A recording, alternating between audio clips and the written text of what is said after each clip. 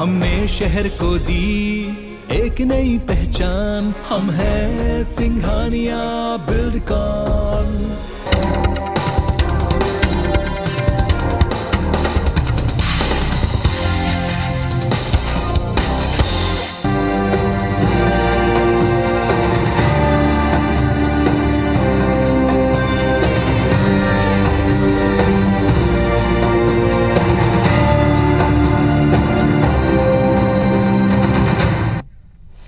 नमस्कार, स्वागत है आप सभी का हमारे खास कार्यक्रम मुमकिन है नशे से मुक्ति में। मैं हूं आपके साथ ज्योति सिंह।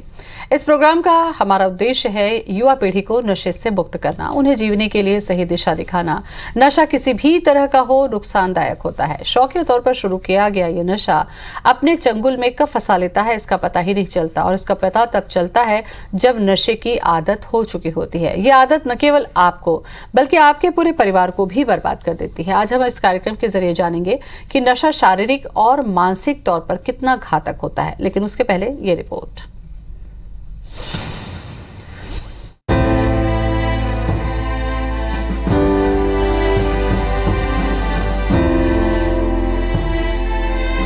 नस नस में नशा भरकर घूमने वाले ये जानते हैं कि नशा जीवन को बर्बाद कर रहा है, लेकिन इसके बावजूद वो खुद को अंधेरे के इस जाल में ढकेल रहे हैं। नशे को लेकर अधिकतर लोगों की शुरुआत महज शौकिया तौर पर ही होती है, लेकिन बाद में ये आदत बन जाती है। इसमें जहां सबसे ज्यादा युवा वर्ग की संख्या में बढ़ोतरी हो रही है, वहीं टीनेजर्स भी बदलती लाइफस्टाइल के चक्कर में नशे की गिरफ्त में फंसते जा रहे हैं। किसी पदार्थ की खुराक हद से ज्यादा ले रहे हैं तो इसके बाद इसे छोड़ना नामुमकिन सा लगने लगता है।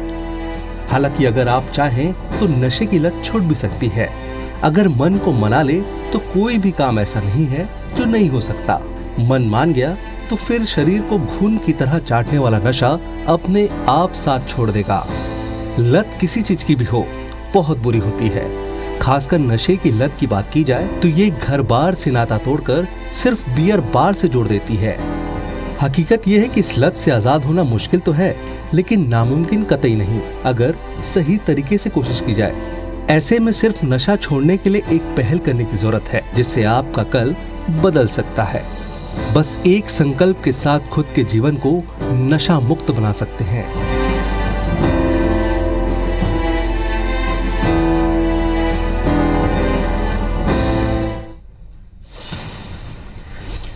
संकल्प अगर आप लेते हैं तो कोई भी ऐसी लत नहीं है जिसको छोड़ा ना जा सके, लेकिन मुश्किल यही है कि संकल्प जो है वो अडिग नहीं होता। इसके लिए छोटे छोटे प्रयास करने की जरूरत होगी। क्या वो कदम होंगे, इस पर आज हम चर्चा करेंगे। जानकारी देने के लिए हमारे साथ स्टूडियो में मौजूद हैं मनोरोग विशेषज्ञ डॉक्टर रचना बावनगढ़ी। डॉक्टर रचना, बहुत बहुत स्वागत है आपका शो में। Thank you. डॉक्टर रचना, पिछले कुछ दिनों से लगातार हमारी कोशिश है कि अलग अलग तरीके का नशा जो समाज में व्याप्त है वो किस तरीके से लोगों की जिंदगी के साथ खिलवाड़ कर रहा है, उनकी सेहत के साथ खिलवाड़ कर रहा है, उनकी मानसिक सेहत बिगाड़ रहा है, उनका पारिवारिक और सामाजिक जीवन भी बर्बाद हो रहा है। इतना सब कुछ जानने के बाद में आपको क्या लगता है, मनोरोग विशेषज्ञ की हैसियत से ऐसी क्या वजह होती है जो लोगों को नशे की लत लगती है, नशे की तरफ लोग बढ़ते हैं ज्यादा? अभी हमने रिपोर्ट में भी देखा जो बता रहे थे कि एक शौकिया तौर पर स्टार्ट होती है सारी चीज़ें। कई बार अभी के जो युवा वर्ग हैं वो इसको एक एंजॉयमेंट के रूप में या एक स्टेटस के रूप में लेते हैं। अभी के जो बच्चे हैं वो कि अगर मेरा दोस्त ले रहा है तो मुझे भी लेना चाहिए, या एक ये हाई फाई सोसाइटी का एक वो है देखा जाए तो कि मैं अगर नहीं ले रहा हूँ नशा, मैं सिगरेट नहीं पी रहा हूँ या मैं कोई नशा नहीं कर रहा हूँ, बियर से स्टार्ट होते होते कब वो बड़े नशे की तरफ चले जाते हैं उनको पता भी नहीं चलता। तो ये देखा जाए तो एक शौक के रूप में शुरू होता है और कब ये एडिक्शन के रूप में हो जाता है उनको पता ही नहीं चलता, क्योंकि ये एक जीवन की फिर आदत सी हो जाती है। जैसे हम खान पान करते हैं, खाना खा रहे हैं, उठ रहे हैं, बैठ रहे हैं, वैसे ही नशा भी लेना वो शुरू करते हैं और धीरे धीरे क्या होता है, टॉलरेंस लेवल बढ़ता चला जाता है। कब एक पैग से वो इंसान आगे नशे की लत में पड़ जाता है उसको पता ही नहीं चलता। अच्छा, बीच में मैम अगर ये देखने की कोशिश करते हैं कि जो लोग व्यक्ति नशा कर रहा है उसको मान लीजिए बीच में ख्याल आया कि अब हमको नशा नहीं करना चाहिए और खुद से वो ये सोचता है, तो क्या आपको लगता है कि यही वो समय होता है जब उसको अलर्ट हो जाना चाहिए कि मजबूर होकर वापस वो नशे की तरफ जाने लगता है? जी, एक्चुअल में इनसाइड होना बहुत ज़्यादा ज़रूरी होता है। जैसा आपने अभी बोला कि घर वाले परेशान हो रहे हैं या उनकी वजह से उनको दिक्कत हो रही है, ये नशा छोड़ने के लिए कोई कारण नहीं हो पाता। लेकिन अगर उनके अंदर ये बात आ जा रही है कि कहीं ना कहीं उनकी मेंटल फिजिकल हेल्थ इससे डिस्टर्ब हो रही है, अगर ये इनसाइड पैदा हो गया किसी भी व्यक्ति के अंदर, तो उसके ठीक होने के चांसेस 100% होते हैं। क्योंकि मेरे स्वयं के अंदर अगर मुझे लग गया कि ये नुकसानदेह है, तो फिर मैं उसके लिए एफर्ट लगाना शुरू कर देती हूँ। तो इसके लिए वो डॉक्टर की सलाह भी ले सकते हैं, काउंसलर की सलाह भी ले सकते हैं। बहुत सारे रिहैबिलिटेशन सेंटर्स भी हैं जहाँ पर वो जाके ये काम कर सकते हैं। दीपक जुड़ चुके हैं कॉल में रायपुर से। दीपक, स्वागत है आपका, पूछिए सवाल। जी मैडम, बोले, क्या सवाल है? दीपक, क्या पूछना चाहते हैं? टीवी से ना सुने, आप सीधे सवाल करें। जी मैम, करता हूँ मैं। हाँ, तो कभी शराब ले लेता हूँ ना, तो फिर ज्यादा दम क्यों? मैम, मैं ये पूछना चाहता हूँ कि मेरे को नशा छोड़ना है तो क्या करना चाहिए? सबसे अच्छी बात तो ये है कि मैं आपको कॉन्ग्रेचुलेशन देना चाहूँगी कि आपके अंदर ये बात पैदा हो गई है कि आपको नशा छोड़ना है। तो ये तो मान लीजिए कि आपका 50% काम हो गया, कि आपके अंदर ये इच्छा जागृत हो गई है। जहाँ तक कि सपोर्ट सिस्टम की बात है, तो आपके फैमिली का सपोर्ट अगर आपके साथ है तो आप किसी चिकित्सक के पास जाएं और उनसे कंसल्ट कीजिए, क्योंकि इसके लिए डिटॉक्सिफिकेशन बहुत ज़रूरी होता है, जो डॉक्टर के थ्रू किया जाता है। जो अब तक का नुकसान हुआ है आपके ऑर्गन्स को नशे की वजह से, तो वो कुछ मेडिसिन दी जाती है जो जिसका एक पीरियड होता है डिटॉक्सिफिकेशन का। वो होने के बाद फिर आपके साथ किसी काउंसलर से आप सलाह लीजिए और वो आपके मेंटल हेल्थ को इम्प्रूव करेगा और उसके कारण आपके विल पावर के कारण आप इन चीज़ों को छोड़ पाएंगे। मनोरोग पे जब हम बात करते हैं अर्चना जी, आपको लगता है कि लंबे समय से नशे की जो लत होती है वो किसी शारीरिक बीमारी के साथ साथ क्या मानसिक रूप से भी व्यक्ति को बीमार कर देती है? कुछ ऐसे मनोरोग? जी बिल्कुल, बहुत सारी प्रॉब्लम्स से स्टार्ट हो जाती है नशे के कारण। एक तो सबसे पहली चीज़, जब आप किसी भी चीज़ पर डिपेंड होते हैं तो आपका विल पावर धीरे धीरे कमज़ोर होने लगता है। आप कोई भी चीज़ आत्मनिर्भर होकर नहीं करते। कई बार आप सुना होगा आप लोगों ने कि मैं एक पैग ले लेता हूं तो मुझसे ये काम हो जाता है, या मैं ये नशा कर लेता हूं तो फिर कॉन्फिडेंट फील करता हूं और फिर कर पाता हूं। तो ये डिपेंडेंसी का लेवल इस हद तक बढ़ जाता है नशे के कारण कि वो कोई भी काम अपने विल पावर से या अपनी आत्मनिर्भरता से नहीं कर पाता। उसके कारण फिर धीरे धीरे financial, physical, even though relationship में हर तरह से उसको लॉस होना शुरू हो जाता है। अच्छा, नशे की जो लत होती है, आप देखिए कि गलत आदतों की भी लत साथ साथ लेकर आती है। जैसे घर से कोई चीजें उठा कर ले जाना है, अगर ये आपकी चीजें पूरी नहीं हो रही तो आप झूठ बोल रहे हैं, परिवार के नुकसान पहुंचा रहे हैं, यहाँ तक कि क्राइम तक की चीजों में हमने इन्वॉल्व पाया है। तो मनोवैज्ञानिक रूप से क्या इतना कमजोर हो चुका है कि उसका नियंत्रण अपने आप से खत्म हो जाता है? जी, अभी ही मैंने कहा कि एक इतनी ज्यादा बुरी तरह से कब्जा हो जाता है। नर्वस सिस्टम से लेकर ब्रेन तक के सारे जो न्यूरॉन्स होते हैं उस पे तक नशे का इतना ज्यादा प्रभाव हो जाता है कि उसकी सोचने समझने की डिसीजन मेकिंग पावर जीरो हो जाती है। वो समझ नहीं पाता कि वो क्या सही कर रहा है, क्या गलत कर रहा है। इतनी ज्यादा क्रेविंग होती है बॉडी के अंदर उस चीज को लेकर, कोई भी ट्रिगर पॉइंट हो सकता है उसके लिए, कि वो बिना नशा लिए रह ही नहीं पाता। उसके लिए फिर उसके लिए ये सही क्या गलत है, ये टोटली उसके दिमाग से खत्म हो चुकी है ये बातें, कि उसको समझ नहीं आता कि वो इस वक्त क्या डिसीजन ले रहा है। बस उसे नशा चाहिए, उसे सिर्फ एक ही पॉइंट नजर आता है कि मुझे नशा चाहिए, कैसे भी करना है मुझे, तो फिर वो उसके लिए क्राइम भी करता है। अजय जुड़ चुके हैं धमतरी से, इन्होंने कॉल किया है। अजय, स्वागत है आपका। हाँ मैडम, मैं अजय खांडेकर बोला था धमतरी से। हाँ बोलो। मेरा एक दोस्त है मैडम, उसको गांजा का नशा हो गया है, तो उसको छुड़वाना है, तो कैसे करना पड़ेगा? देखिए, बहुत सारे रिहैबिलिटेशन सेंटर्स हैं, गवर्नमेंट ने भी चलाए हुए हैं बहुत सारे रिहैबिलिटेशन सेंटर्स। आप वहाँ ले जाइए अपने दोस्त को और वहाँ आराम से उसका ट्रीटमेंट हो जाएगा।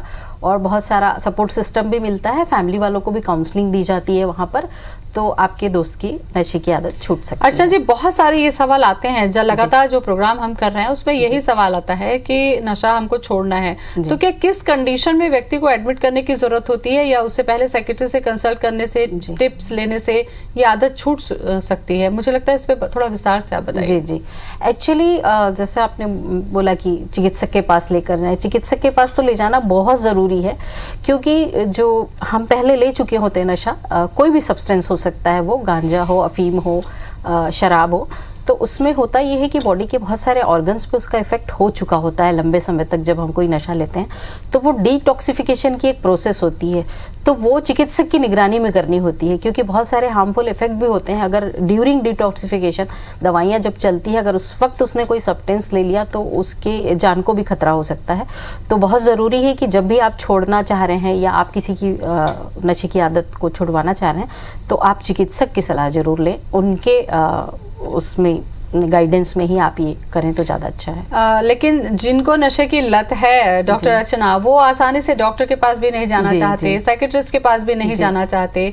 ऐसे में परिवार वाले अगर दबाव बनाते हैं तो आक्रामक स्थिति भी आती है। तो आखिर किस तरीके से कन्विंस करें और कैसे समझाएं? ये उन परिवार वालों की बड़ी विषम स्थिति होती है जिनके यहाँ ऐसी लत है लोगों में। आपने एक शब्द अभी इस्तेमाल किया, कैसे समझाया जाए उस व्यक्ति को। एक्चुअली उसे समझाना नहीं है इस वक्त, उसकी मनस्थिति को हमें समझना है। इसीलिए साइकियाट्रिस्ट की ज़रूरत पड़ती है कि उसके पीछे का कारण क्या है, वो क्यों नशा कर रहा है, क्या वजह है, क्यों शुरू किया उसने, किस किस स्थिति में वो नशा करता है। घर वाले अगर बहुत आराम से उसे समझने की कोशिश करेंगे तो शायद वो तैयार हो जाएंगे। बलबीर सिंह जुड़ चुके हैं धमतरी से, इन्होंने कॉल किया है। बलबीर, स्वागत है आपका, पूछिए सवाल। ये हमारे यहाँ की गुड़िया है। हाँ, तो उसको गुड़ाखों की लत लगी हुई है, मतलब दिन में 10 बार 20 बार काटती है। गुड़ाखों की लत नहीं लगती है। बताइए, क्योंकि गुड़ाखू बहुत ज्यादा नुकसान करता है। जी बिल्कुल।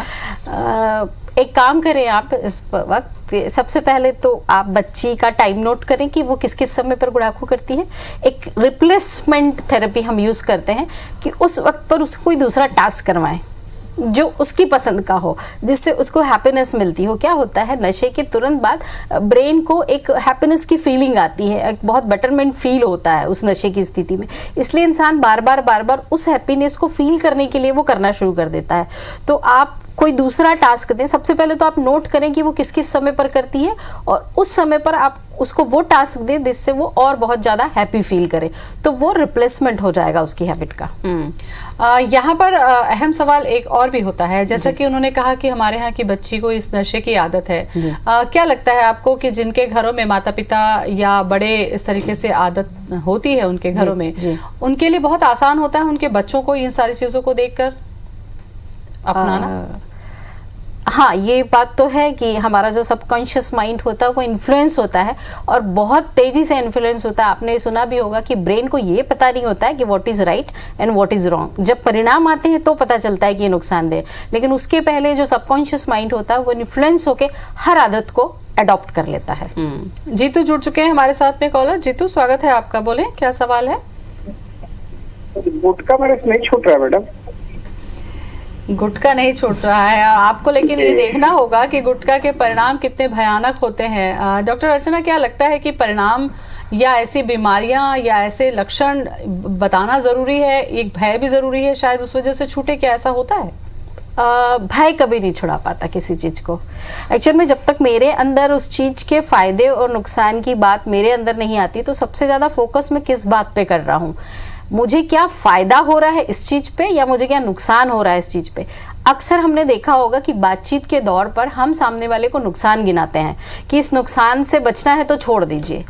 अगर हम ये कहें कि अगर आपने छोड़ दिया तो आपको इतने सारे फ़ायदे हो सकते हैं, तो सबसे बेहतर तरीका है कि जो ये कह रहे हैं इनको छोड़ना है तो ये एक पेन पेपर लें और लिखें डेली कि अगर इन्होंने गुटखा छोड़ा तो इनको क्या क्या फ़ायदे हो सकते हैं, और ये डेली टास्क खुद के साथ करें कि ये 10 पॉइंट्स लिखें अपनी नोटबुक में कि अगर इन्होंने गुटखा छोड़ा या आज अगर इन्होंने एक पाउच को भी लेफ्ट किया तो उसके इनको कितने फ़ायदे हो सकते हैं। तो धीरे धीरे ये चीज़ें कम हो जाएगी इनके साथ।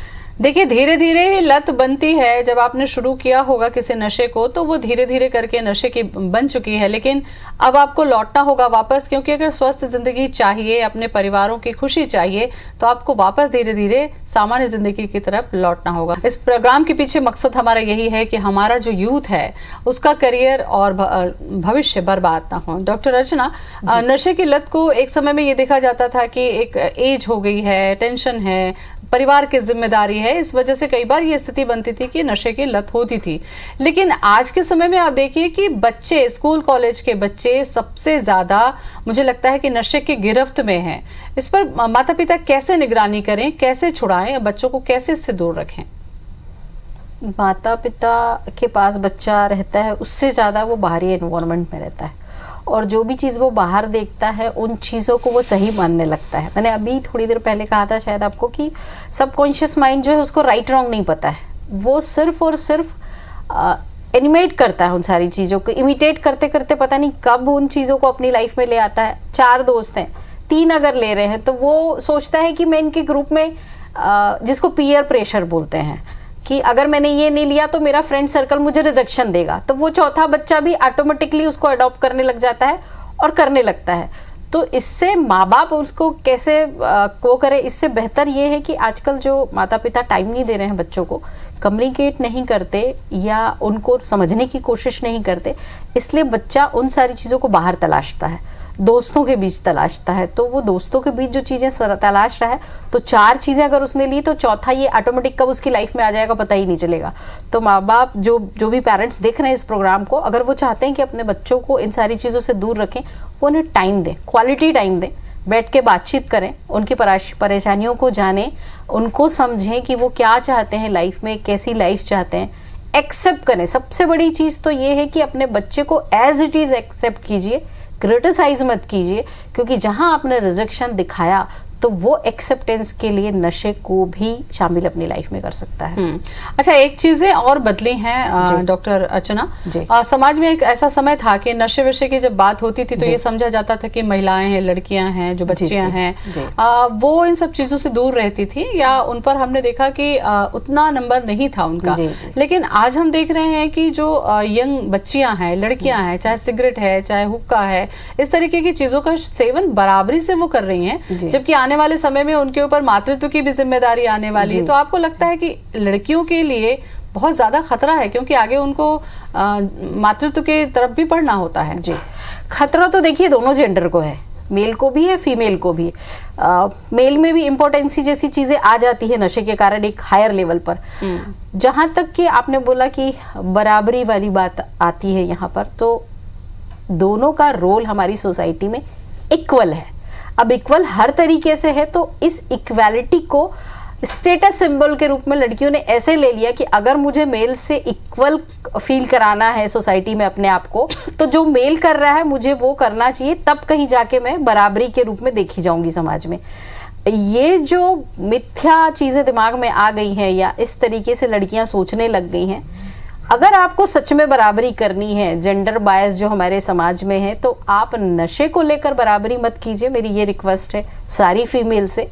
आप अपने टैलेंट को उभारिए, आप अपने आप को उभारिए। आपके अंदर बहुत सारी ऐसी खूबियां हैं जिसको लेकर आप बहुत सक्सेसफुल वुमन हो सकती हैं, सोसाइटी में आपका एक नाम हो सकता है, और जो आप चाहती हैं एक्सेप्टेंस सोसाइटी से मेल के बराबर, वो आपको अपने आप सोसाइटी देगी। नशे करने की जरूरत नहीं है आपको। क्योंकि ये देखा जाता है डॉक्टर अर्चना, क्योंकि नशे खास करके मेट्रो सिटीज में, अब तो रायपुर में भी हम ये समझ सकते हैं कि अगर नशा करती हैं लड़कियां, घर जा रही हैं या अकेली हैं, तो उनके साथ में फिर बहुत कुछ गलत होने की संभावना रहती है, रिस्क बढ़ जाता है। ऐसे में उन बच्चों को भी समझना होगा, क्या उनको हम किसी तरीके से जागरूक कर सकें, कुछ ऐसे कार्यक्रम चला सकें? जी जी जी, ये आपने बहुत अच्छी बात कही है कि जागरूकता के हमें कुछ प्रोग्राम्स करने चाहिए। क्या होता है कि युवा वर्ग भटकता है, हु आई एम की एक टेंडेंसी होती है, इसको हमारी साइकोलॉजिकल लैंग्वेज में एडोलसेंस क्राइसिस कहते हैं। इस वक्त उसमें ये चाह पैदा होती है कि मेरी पहचान क्या है, मैं कौन हूँ। इसकी तलाश में वो कई बार गलत रास्ते पर चली जाती है, चाहे वो लड़का हो या लड़की हो। उस समय पेरेंट्स को उनको समझना बहुत ज़रूरी है, और अगर थोड़ा भी नज़रअंदाज न करें, अगर थोड़ा सा भी पॉइंट उनको नज़र आ रहा है कि कहीं मेरा बच्चा नशे की ओर तो नहीं जा रहा, चाहे वो मेल हो या फीमेल हो, पेरेंट्स को इसके लिए हमेशा अलर्ट रहना चाहिए। और अगर उन्हें थोड़ा भी लग रहा है कि किसी नशे की गिरफ्त में मेरा बच्चा आ रहा है, तो तुरंत उस पर काम करें। जख्म को नासूर मत बनने दीजिए, क्योंकि एक बार अगर वो नशे की लत लग गई तो फिर छुड़ा पाना बहुत मुश्किल। बिल्कुल डॉक्टर अर्चना, यहाँ पर एज ए मनोरोग विशेषज्ञ मैं आपसे जानना चाहूंगी कि माता पिता होने की जो टेंडेंसी है कि हम माता पिता हैं, हम बच्चों को डांट कर सकते हैं, स्ट्रिक्ट कर सकते हैं, क्या आपको लगता है यहाँ पर माता पिता को भी चेंज होने की जरूरत है, बजाय इसके कि वो बाहर जाकर कुछ ऐसी व्यवस्था करे? उनके साथ में फ्रेंडशिप बिहेवियर कितना कारगर होता है ऐसी सब चीजों के लिए? फ्रेंडशिप बिहेवियर 100% कारगर होता है। हम स्वयं को ले लें कि अगर कोई हमें अपने लेवल पर रखकर कोई बातें करता है तो हम खुलकर बातें करना शुरू कर देते हैं, और जब हमें लगता है कि मुझे रिजेक्शन मिलेगा या मुझे डांट पड़ेगी या मेरी बातों को बुरा कहा जाएगा, तो हम खुद मौन हो जाते हैं, हम अपनी बातें नहीं रख पाते उस व्यक्ति के सामने। बट जब हमको फ्रेंडली एनवायरनमेंट मिलता है, चाहे वो पेरेंट्स हो, चाहे मेरा दोस्त हो, चाहे कोई भी हो, अगर वो मुझे एक्सेप्ट करता है जैसा मैं हूँ या जैसा मैं चाहती हूँ, तो मैं हर चीज़ अपनी उससे शेयर करने लग जाती हूँ और मुझे नए रास्ते नज़र आते हैं कि मुझे क्या करना चाहिए। नशे से मुक्ति इतना बड़ा चैलेंज है डॉक्टर रचना, क्योंकि बाहर, घर से बाहर नशे की इतनी सारी चीजें मौजूद है जहां पर बच्चा या युवा बहुत ज्यादा वक्त बिताता है और वापस उसको घर आकर कुछ समय के लिए रहना है। ये कैसे बैलेंस होगा इस नशे से अपने पूरे यंग जनरेशन को बचाने के लिए? आपको लगता है कि हमें और कुछ क्या करना होगा इस लत से बाहर लाने के लिए? कोई मैसेज? हमारा देश का फ्यूचर हमेशा कहा गया है कि युवा वर्ग है, उस पर हमारा देश निर्भर है, और अगर हमने युवाओं की शक्ति को ऐसे नश्वर चीज़ों में व्याह होने दिया तो बहुत दिक्कतें आ जाएगी। तो आपने एक तो ये प्रोग्राम रख के बहुत अच्छा किया है, उसके लिए मैं IBC 24 को भी थैंक्स बोलूँगी, क्योंकि वाकई में हमारा भविष्य जो है वो युवा वर्ग है, और अगर वो नशे की ग्रस्त में चला जाता तो बहुत दिक्कत आ जाती है। तो एक तो कुछ प्रोग्राम्स चला रही है सरकार अभी इन दिनों, लेकिन उसके अलावा भी कुछ प्रयास करने की ज़रूरत है जो स्पेशली टारगेट करें 12 से 25 साल के युवा वर्ग के बीच में, जहां पर उनके लिए एक ईयरली या मंथली एक प्रोग्राम रखा जाए जिसमें उनसे मिला जाए, उनको समझा जाए, उनसे बातचीत की जाए, साथ में उनके पेरेंट्स को बुलाया जाए।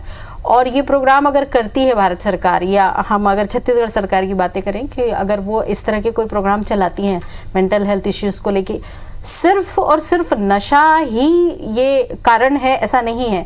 बहुत सारे मेंटल हेल्थ इश्यू ऐसे होते हैं जिनको हम इग्नोर करते हैं डे बाय डे, और वो फिर हमको नशे की तरफ लेके चला जाता है। तो मेंटल हेल्थ इश्यू एक बहुत बड़ा एरिया है जिस पे काम किया जाना चाहिए। अगर हमने वो देखा कि अगर पर्सन मेंटली हेल्दी है, कॉन्फिडेंट है, आत्मनिर्भर है, तो वो कभी भी नशे की तरफ नहीं जाएगा। कुछ लू पॉइंट्स, कुछ वीक पॉइंट्स ऐसे होते हैं जो स्वयं बच्चा नहीं समझ पाता, पेरेंट्स को उसको समझना है। शुरुआती तौर पे मैं कहूँ कि हम आगे तो जो छत्तीसगढ़ सरकार है वो क्या काम करेगी वो एक अलग मुद्दा है। घर से पेरेंट्स सबसे पहले शुरुआत करें कि बच्चों को समझें, ये देखें कि क्या क्या उनके इश्यूज हैं, किन पे उनको काम करना है। अगर वो सॉल्व होते हैं तो मुझे नहीं लगता कि नशे की तरफ बच्चा जाएगा।